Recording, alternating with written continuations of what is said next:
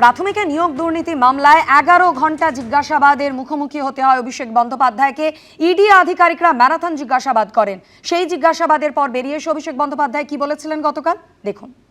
রাজনৈতিক প্রেসার আছে না আছে আমি সেটা যাব না, তার কারণ বিজেপি নিয়ে যত কম বলা যায় তত ভালো।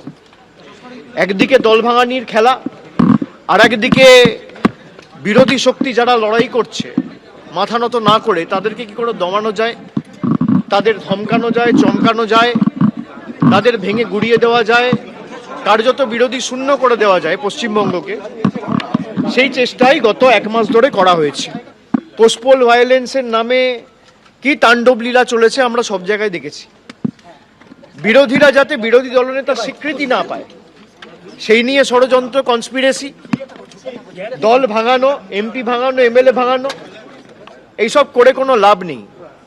তারা ভেবেছিল যারা এজেন্সির ভয়ে এদিক ওদিক চলে যাচ্ছে মমতা বন্দ্যোপাধ্যায়ের সাথে বা মানুষের স্বার্থকে সামনে রেখে যারা লড়াই করছে আমরা হয়তো চলে যাব, দমে যাব, মাথা নত করব, আত্মসমর্পণ করব, বিকিয়ে যাব। আমাদের গলা কেটে দিলেও আমরা আত্মসমর্পণ করার লোক না, আমরা লড়াই করার লোক।